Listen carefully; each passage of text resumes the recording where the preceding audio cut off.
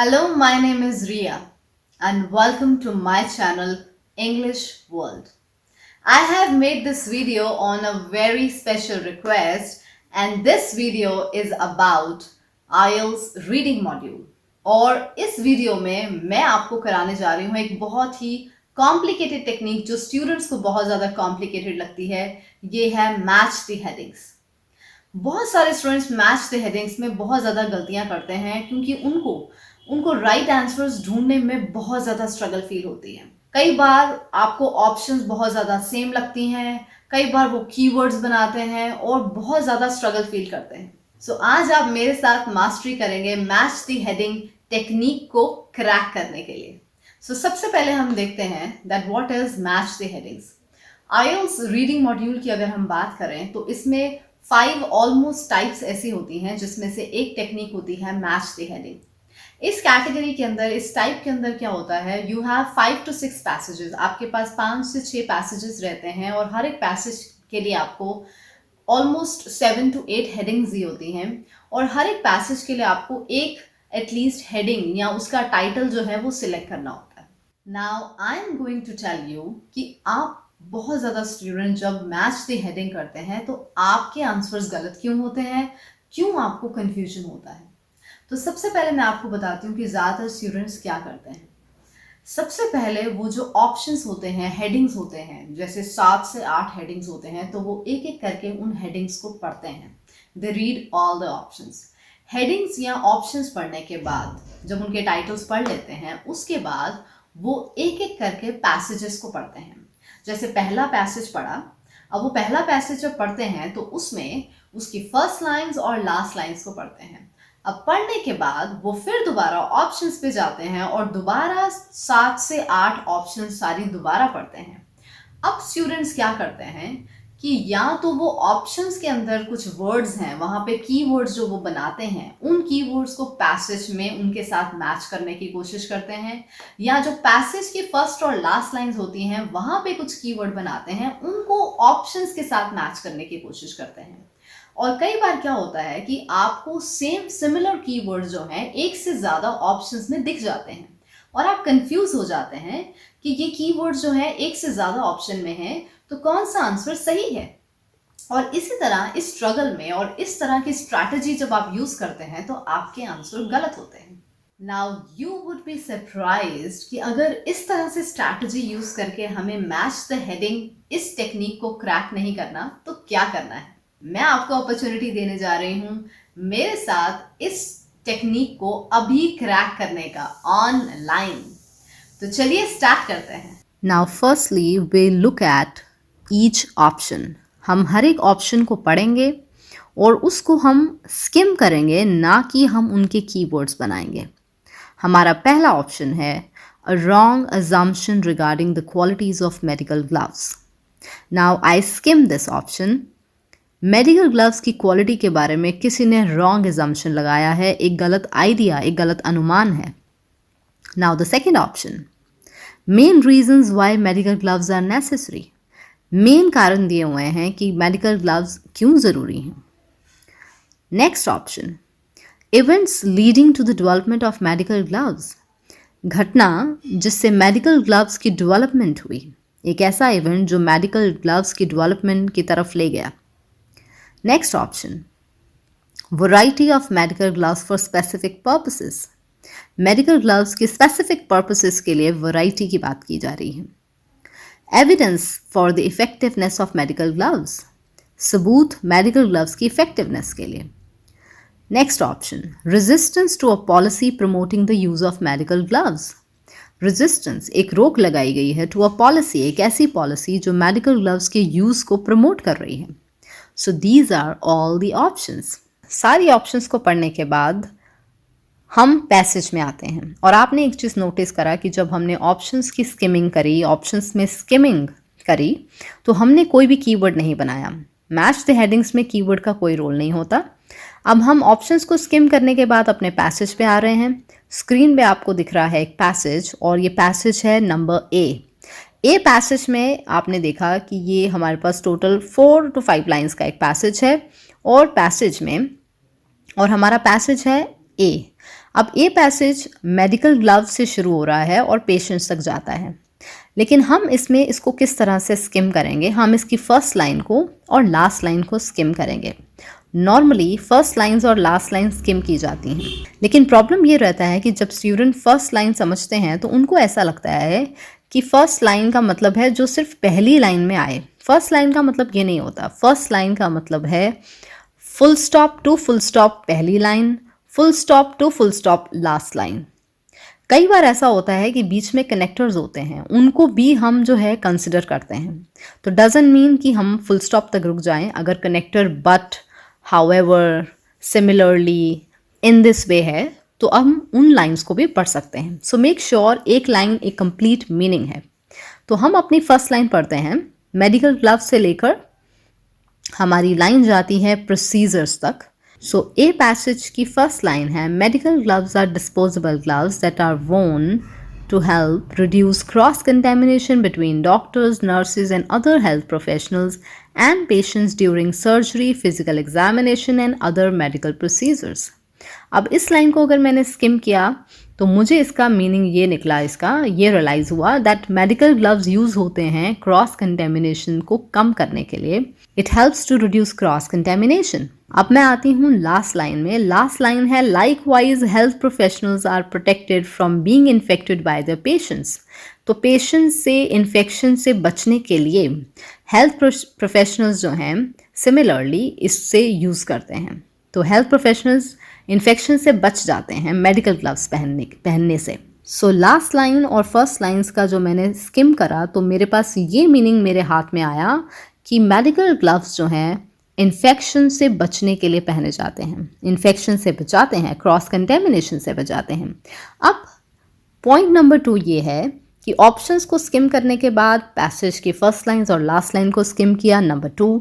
Number 3 formula ये है कि हम स्किमिंग करने के बाद हर एक पैसेज में जो एक मीनिंग निकालें, उस मीनिंग को लेके हम दोबारा ऑप्शंस में आएँ।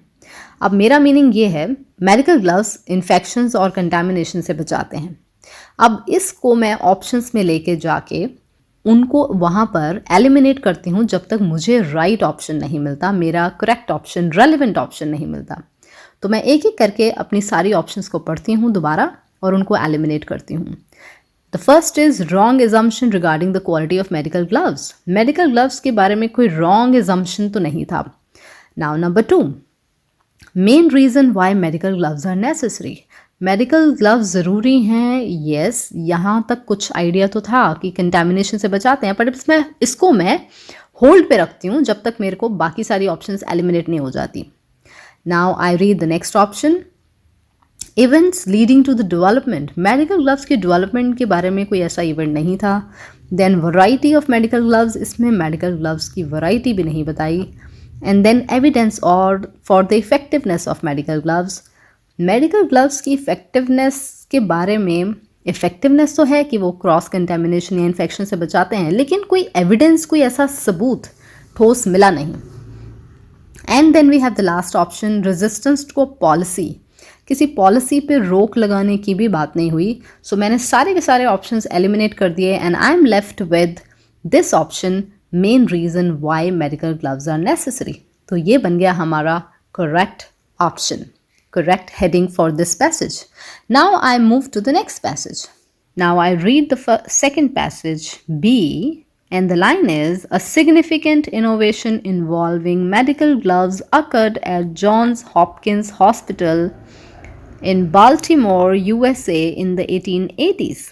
Now I'm going to skim this line. Skimming में मैंने ये देखा, इसका मीनिंग ये निकला कि एक बहुत इम्पॉर्टेंट इनोवेशन, कुछ नया, कुछ इम्पॉर्टेंट घटित हुआ मेडिकल ग्लव्स के बारे में, उसकी इन्वॉल्वमेंट के बारे में हॉस्पिटल में 1880s में। So now I read the last lines, the gloves that Goodyear produced proved to be very satisfactory and soon all of Holstered nurses and assistants were required to routinely use sterilized rubber gloves. Now according to the skimming, the meaning which I get is, gloves जो Goodyear ने produce करे वो बहुत ज़्यादा satisfactory थे और सारी nurses और असिस्टेंट्स जो थे उन्होंने रबर ग्लव्स यूज़ करने शुरू कर दिए। Now from the first line and the last line I got to know, जो मेरा स्किमिंग करने के बाद एक मीनिंग ये निकला इस पैसेज का कि हॉस्पिटल में एक इनोवेशन हुई थी और वो इनोवेशन रबर ग्लव्स की प्रोडक्शन थी, वो प्रोड्यूस हुए जो कि बहुत सेटिस्फैक्ट्री रहे। अब इस मीनिंग को लेके अगर मैं दोबारा ऑप्शंस में आती हूँ, then I eliminate again one by one. So the first option is wrong is option, बिल्कुल भी रॉन्ग इज ऑप्शन कोई नहीं लगाई। Then we have main reason, इसको हम ऑलरेडी कर चुके हैं।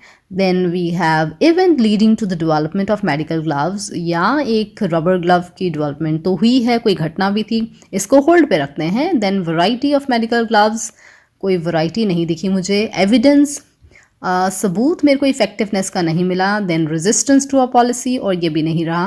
Then all the options are eliminated and my answer is events leading to the development of medical gloves. Now I'll move to the next passage, passage number C. The first disposable medical gloves came onto the market in 1960. So skimming के according इसका meaning ये है कि medical gloves का time जो था market में आने का वो 1960 था. Now we read the last lines. Ironically, because of the thinness of these gloves, fingerprints may actually pass through the material as glove prints, thus transferring the wearer's prints onto whatever surface is touched or handled. Ironically, gloves के thinness की वजह से fingerprints actually पास हो जाते थे जिस भी surface को टच किया जाता था, हैंडल किया जाता था. नाउ इसमें एक चीज़ बहुत इंपॉर्टेंट ये है कि ये लाइन आयरॉनिकली से स्टार्ट हो रही है. दैट मीन्स एक कनेक्टर है जो पहले वाली लाइन को कनेक्ट कर रहा है. तो इट्स इंपॉर्टेंट कि हम इससे ऊपर लाइन भी पढ़ें. तो मैं इससे ऊपर वाली लाइन भी पढ़ूंगी. Criminals have also been known to wear these gloves while committing their crimes, believing that they will conceal their identities. Criminals इस ग्लव को पहनते थे क्राइम करने वक्त, ये ध्यान में रखते हुए, ये मानते हुए कि उनकी आइडेंटिटी छुप जाएगी, लेकिन एक्चुअल में ग्लव्स इतने थिन थे कि फिंगरप्रिंट्स पास हो जाते थे जिस भी सरफेस को वो छूते थे. So according to the skimming, इसका ये मीनिंग निकलता है इस पैसेज में कि क्रिमिनल्स जो अंदाज़ा लगाते थे, जो मानते थे, वो एक गलत अंदाज़ा था. So I can really get to know that मेरा ऑप्शन जो नंबर 1 है, wrong assumption regarding the quality of medical gloves, वो इस पैसेज का सही आंसर है. So I am pretty much sure, और मेरे बाकी के सारे ऑप्शंस हो जाते हैं eliminated and I choose the first option. So this is the way to do heading. Now I am going to give you a quick review of all the tips of cracking this strategy. So match the heading की strategy को crack करने के लिए number 1 tip रहा ये, don't make keywords in the option or in the passage.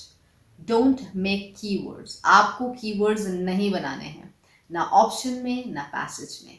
Number 2, you do not need to read again and again all the options. आपको सारे के सारे जो options और headings हैं उनको बार बार पढ़ने की जरूरत नहीं है. It's just a time wastage.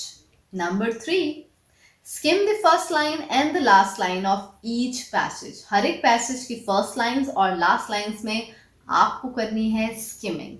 Number 4, don't go empty hand to the passage. खाली हाथ लेकर पैसेज में मत जाइएगा. Number 5, eliminate the irrelevant options. जो ऑप्शंस इररेलेवेंट लगती हैं उनको एक एक करके बाहर निकाल दीजिए. You will get the right option. Now time for the assignment. There is a passage in front of your screen and you have to select the heading for this passage. When you are done with it, put the answer in the comment box and I will evaluate there. Good luck! I really hope कि ये video आपके IELTS के reading module की score को ज़रूर improve करेगा. And I really wish you for the 9 bands in reading module and it is possible. मैं आपको इसी तरह आपकी लाइफ में कंट्रीब्यूट करती रहूँगी अपनी वीडियोस के साथ. और अगर आप किसी की ज़िंदगी में कंट्रीब्यूट करना चाहते हैं उनके इंग्लिश स्किल्स के लिए, तो ये वीडियोस को पास ऑन करिए अपने फ्रेंड्स तक. लाइक करिए, शेयर करिए, कमेंट करिए. आपकी फीडबैक मुझे बहुत वैल्यू देती है and I really appreciate that. So I'll see you soon in my next lesson. Till then, you take care and stay blessed.